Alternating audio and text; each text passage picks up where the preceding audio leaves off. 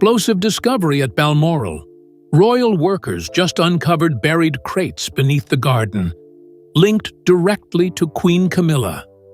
Inside, secrets so sensitive, they've left William and Anne absolutely stunned. What was she hiding? And why? This isn't just royal gossip. It could change everything we thought we knew about the Windsors. The shocking discovery in the Balmoral garden. It started early one morning at Balmoral Castle, just as the sun broke over the Scottish Highlands. Royal staff arrived to find a section of the private rose garden completely roped off, swarming with armed security and a team of forensic landscapers. Yes, landscapers trained not just in gardening, but in detection. Within hours, ground-penetrating radar had been rolled across the soil. What it found underneath wasn't just earth, it was voids, empty, unnatural spaces, crates, containers, something deliberately buried and long forgotten. By 8 a.m., black vans had arrived at the rear of the property. Thick blackout tarps were thrown over what appeared to be wooden chests, sealed, heavy, and quickly taken out without a word. The garden was cleared out. Phones were confiscated. Even long-standing Balmoral staff were pushed back. That's when whispers started. Was this connected to Camilla? It wasn't long before Princess Anne and Prince William were alerted. One insider claimed William's reaction was instant. "Get me visuals. I want to see what they're digging up." Whatever was found had triggered a response at the very top. Nothing like this had ever happened on royal grounds. But since the remodeling of the royal vaults in 1997, the year Diana died, and now, 28 years later, history was echoing from under the soil. This wasn't just dirt being moved, it was the past resurfacing, a past Camilla may have tried to bury forever. But what exactly was so important, or so dangerous, that it had to be hidden beneath one of the Queen's most sacred estates? And that question leads straight into something even darker. Why Camilla may have buried it in the first place. Camilla's secret motive, what she was hiding. Why would Queen Camilla, now in the most powerful seat in Britain's monarchy, hide anything beneath Balmoral's garden? Sources say it's not about gardening, it's about what Diana left behind. According to one royal investigator, Camilla may have wanted to erase more than just memories. She may have buried physical evidence tied to one of the most painful chapters of royal history. It's no secret that Prince William has long resented how his mother was treated, and how Camilla eventually stepped into her place. Diana's personal letters, notes, or symbolic items like jewelry and diaries were rumored to be scattered across royal estates.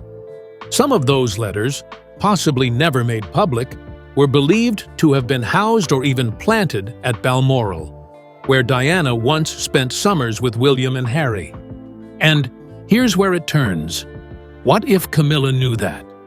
What if she ordered those items hidden to keep them from being passed to Kate, or even Meghan, who had once asked about Diana's belongings back in 2018? Reports suggest a ring of royal aides, many now retired or reassigned, may have helped tidy up the Diana narrative in the early 2000s, when Charles and Camilla's image needed repair.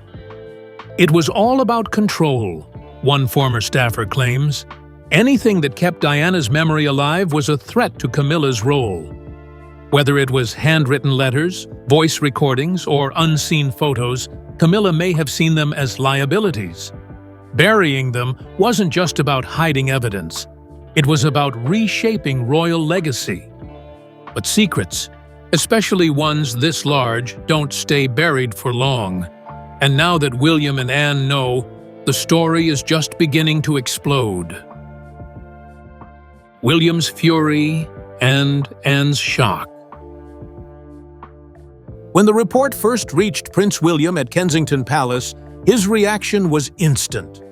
He didn't wait for the full briefing. He called Balmoral's head of security within 10 minutes. "Find everything! No stone unturned!"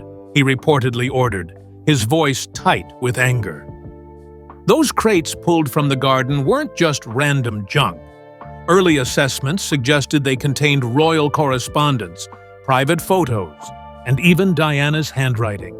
To William, that meant one thing: betrayal, buried right under the royal family's feet. By that evening, Princess Anne was already on the phone demanding answers. Known for her blunt honesty, Anne reportedly said she dared to ruin what Diana left behind.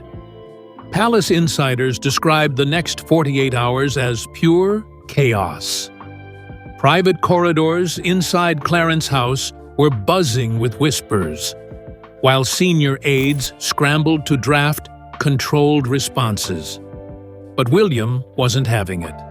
He canceled public appearances, calling instead for an emergency family meeting. Behind closed doors, the tension was visible. Camilla avoided direct confrontation, staying mostly silent, while King Charles appeared torn, trying to calm his son without openly defending his wife. "This isn't the time to point fingers," Charles was overheard saying, but William's tone, witnesses say, was ice cold. "Then when is the time, Father? When all truth is buried 6 feet under?" Anne backed him completely. For her, it wasn't about politics. It was about respect for Diana's memory. The idea that something connected to her late sister-in-law was hidden deliberately was unforgivable. A quiet but firm alliance began forming between William and Anne, both determined to get to the bottom of what was discovered. For the palace, the damage control machine kicked into overdrive. But the deeper they tried to contain it, the louder the speculation grew. The entire incident was supposed to be classified as a routine maintenance project. Yet insiders were already leaking details. By the third day, the story was too big to suppress. And as whispers grew about what exactly was in those crates, another shock was waiting to be revealed. The sealed containers weren't just holding paper and jewelry. There were tapes, letters, and relics so sensitive that even the senior archivists refused to handle them. The uncovering was only beginning, and what they found next would leave even William speechless. Hidden documents and relics unearthed. When royal investigators finally pried open the first crate, the air inside the Balmoral storage room grew heavy. Every item was catalogued by time, date, and seal. The earliest marked 1995, the final one 2003, both directly overlapping with the late Princess Diana's timeline and the period of Charles and Camilla's private communications. What they uncovered went far beyond expectations. The first crate contained sealed letters addressed directly to Diana, some unsigned, others written in careful cursive that experts say matched handwriting from palace aides of the late 90s. One document was particularly disturbing, a note referencing the garden arrangement and instructions to secure the memory files. To William, it confirmed that this was no random burial. Someone had hidden evidence with intention. In the second crate, investigators discovered audio tapes wrapped in wax paper and labeled only by initials, CC and DS. The initials alone caused speculation. Could CC stand for Camilla? Reports claim one tape contained conversations about property rights and public image control. Another box carried Diana's old jewelry box, missing since the late 2000s, with pieces experts thought had been gifted to charity. But the most chilling discovery came in the final container. Inside lay a locked wooden chest, small enough to carry but heavy with significance. It was sealed with red wax, stamped with an old Clarence House insignia. The Royal Archives refused to open it without authorization. Yet rumor says those who peeked inside described personal photographs and drafts of letters that were never meant to surface. When Anne was briefed on the inventory, her response was curt. "So this is what she buried."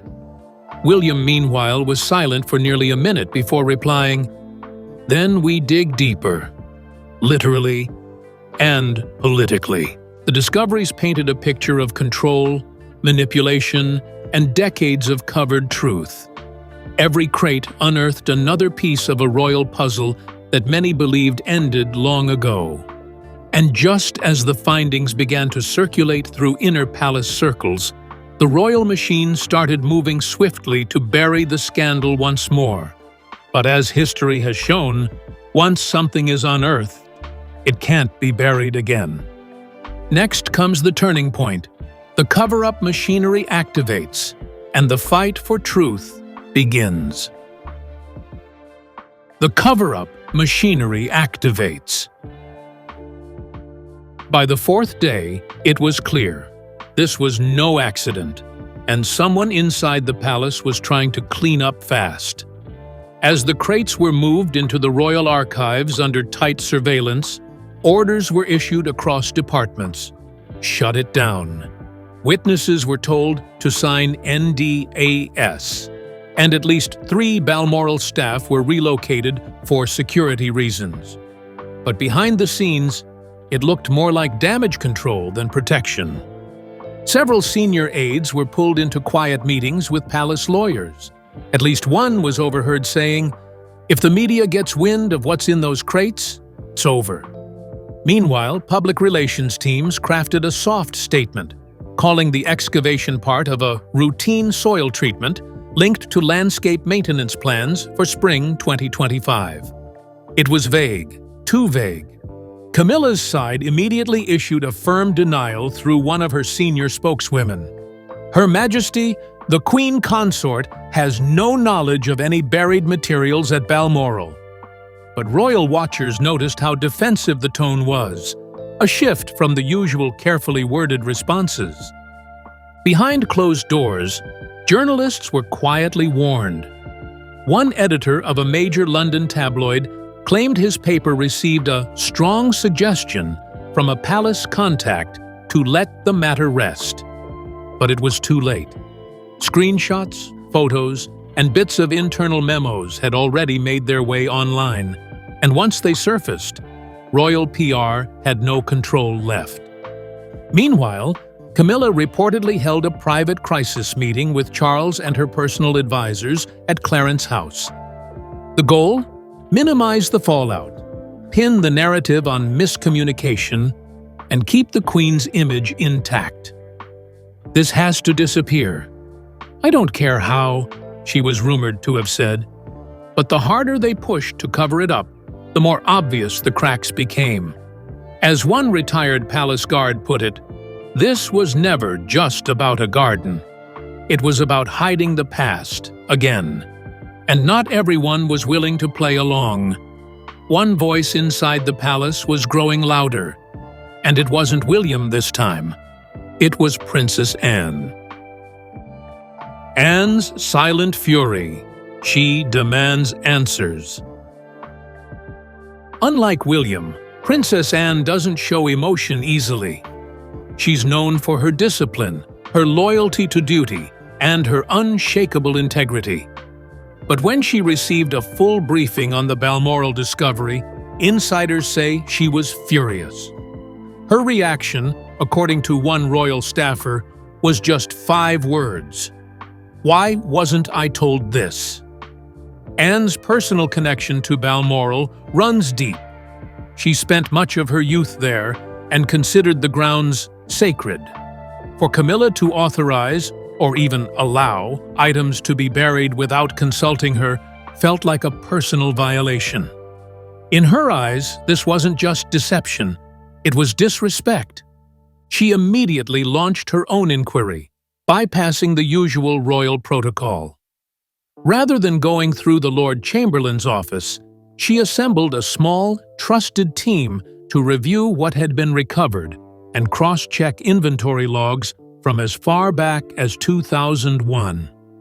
That year is critical, because it's when Camilla began spending significant time at Balmoral, just before the 2005 royal wedding. According to one palace aide, Anne confronted Camilla during a quiet walk on the estate grounds. The conversation was brief, but tense. "Whatever you were hiding," Anne is said to have told her, "you should have had the courage to face it, not bury it." Camilla didn't respond. Anne then made it clear to the king that she would not be part of any internal cover-up. If needed, she was prepared to go public, not with the full details, but enough to make clear that transparency was being blocked.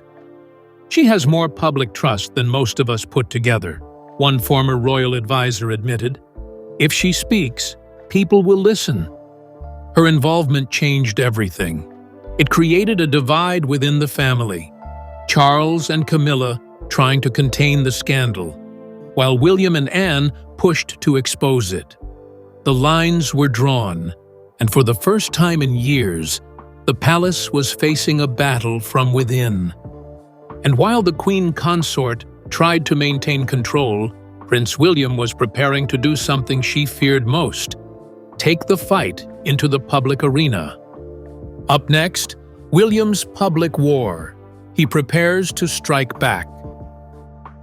William's public war. He prepares to strike back. When it became clear that Camilla's team was pressing for silence, Prince William changed his strategy. This wasn't going to be solved behind palace walls. According to insiders, he began quietly leaking details to trusted royal correspondents, those who had long supported his mother, Princess Diana, and weren't afraid to rattle cages. "If the palace won't tell the truth," he told one source, "then maybe the press will." The moment was risky. The monarchy has always handled scandals in silence. But William was done protecting Camilla's image. He pressed the palace communications team to release a factual statement. When they pushed back, he gave them a deadline. "We need transparency, or I go public myself." This wasn't just a personal issue. William understood that public trust in the monarchy had been quietly crumbling, especially after the Queen's passing in 2022.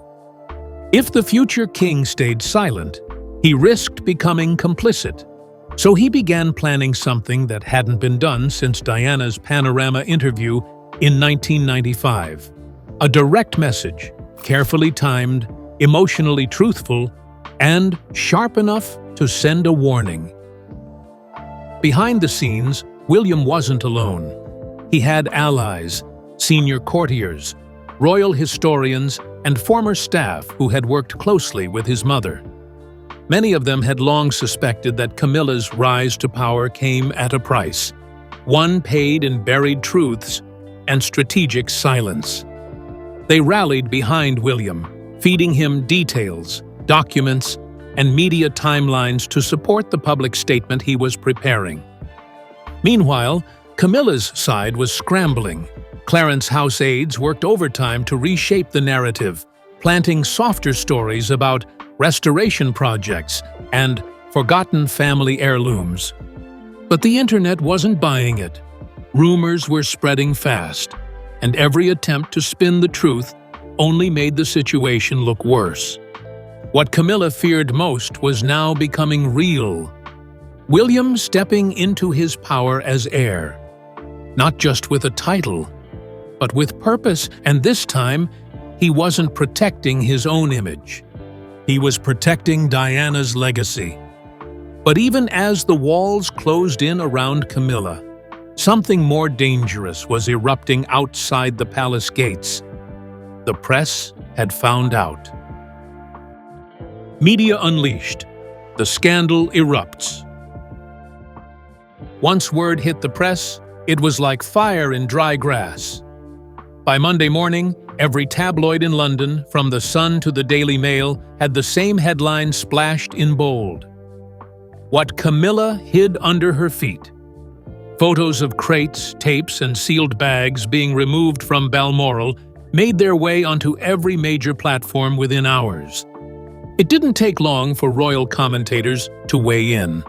"This could be the biggest royal cover-up since the war years," one said on live TV. Bloggers and YouTubers known for royal commentary began dissecting every angle, comparing photos of Balmoral's East Garden from 1997 to current satellite scans, even interviewing former gardeners who hinted at strange construction work around 2004. Public opinion turned fast.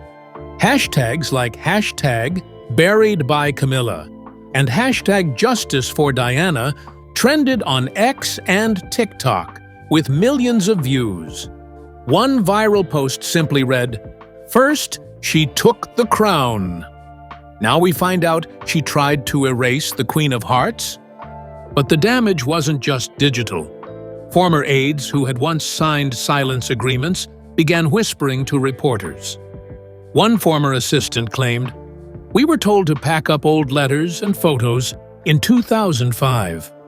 No idea they were being buried. We thought they were going to archives." Another said he saw a list titled "Non-Transferable Artifacts," believed to reference items connected to Diana. Camilla, under intense pressure, issued a brief statement through her spokesperson. The Queen Consort had no involvement in any burial of personal effects at Balmoral. These rumors are baseless and deeply hurtful. But to many, the statement came too late and sounded too practiced. The public wasn't looking for calm explanations, they wanted truth. And the louder the media got, the more silent the rest of the palace became. Charles didn't comment. Camilla stopped all public appearances. Even Kate, always poised and public, was said to be watching the news unfold with full awareness but cautious distance. Meanwhile, behind every headline, behind every leaked photo, the question echoed louder each day. What else did they bury? And why? Up next, Camilla's last-ditch defense and apology, when words aren't enough and power begins to slip. Camilla's last-ditch defense and apology. With the media storm fully unleashed and public trust spiraling, Camilla knew she couldn't stay silent forever. After 10 days of escalating headlines, accusations, and buried secrets resurfacing, her team scheduled a private video statement filmed inside Clarence House. It was short, barely 3 minutes long, but every word was weighed like a grenade. "There has been much speculation," she began, her voice tense, "about activities on the grounds of Balmoral. I wish to say clearly that any action taken on those grounds, to my knowledge, was in line with property care, not personal intent." But behind the polished delivery, the message landed flat. Critics called it vague, deflective, and emotionally hollow. In a separate meeting with palace officials, Camilla offered what sources called a conditional apology. She reportedly said, "If any decision made under my watch caused pain, especially to William or the memory of Diana, I regret it deeply." But it wasn't enough for many inside the family. One royal historian commented bluntly, "It wasn't regret. It was survival." To sway public opinion, Camilla then offered independent inspection access to Balmoral's grounds, suggesting the excavation had been part of a foundation restoration project going back to 2023. Blueprints were released. Soil reports handed over. But the problem was, people no longer trusted the paperwork. Her advisors began pushing a different message: forgiveness. "We must move forward together," Camilla said in a follow-up briefing. But by then, even her most loyal media allies were starting to back away. Public support had dropped significantly, especially among women aged 35 to 55, Diana's strongest demographic. The monarchy thrives on image, and Camilla's was now bleeding. Worse, It wasn't just the public distancing. Inside the palace, her alliances were starting to crumble. Advisors stopped returning calls. Key staff began requesting reassignment. Even King Charles, usually unshakable in his loyalty to her, was said to be deeply shaken by how quickly things spiraled out of control. But the story wasn't just about Camilla's fall. It was about a new rise. And the power vacuum she left behind was being filled rapidly. Aftermath: alliances shift and power reordered. The fallout from Balmoral was not just a scandal. It was a reckoning. Inside palace walls, roles were shifting fast. Prince William emerged from the storm stronger, more assertive, and more respected than ever before. His insistence on truth, transparency, and protection of Diana's legacy struck a chord, not just with the public, but with senior royal staff. He was no longer just next in line. He was seen as the leader the monarchy needed. Alongside him stood Princess Anne, whose fierce loyalty to the institution and refusal to be manipulated earned her renewed admiration. Within just 2 weeks, her office received more than 1,200 letters of support from across the Commonwealth. One read, "You are the last Windsor we trust." Meanwhile, Camilla's circle shrank dramatically. Several aides resigned. A top press advisor cut ties. Sources revealed that 2 private diaries belonging to her had been moved from Clarence House to secure royal archives, suggesting concern over future leaks. Even King Charles, facing increasing pressure, was said to have paused public events with Camilla for the rest of the quarter. Inside the firm, whispers grew louder. Was Charles losing control? And if so, who would take the reins? All eyes turned to Catherine, Princess of Wales, who had remained mostly silent during the chaos. Her quiet dignity, unwavering public presence, and deep public affection placed her in a new light. Many saw her as the future queen already, one built not on image, but integrity. By the end of the 3rd week, something unspoken had shifted. A new trio had emerged at the top: William, Anne, and Kate, seen by many as the monarchy's new moral core. The phrase "royal cleansers" began trending across royal commentary circles. And what of the crates? Their contents, now locked in secure palace storage, may never be fully revealed. But what they exposed was undeniable. A monarchy still haunted by the past, still fighting for control of its own story. One former aide put it best: the Balmoral Garden didn't just hold secrets. It unearthed a shift in power. The future doesn't belong to the crown Camilla wears. It belongs to the legacy Diana left behind.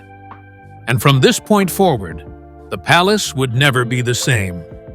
The truth buried beneath Balmoral's soil may be out, but the consequences are only beginning. With Anne demanding answers and William pushing back hard, Camilla's grip on the monarchy is starting to crack. One thing is certain: Diana's shadow still looms, and the royal family may never recover from this.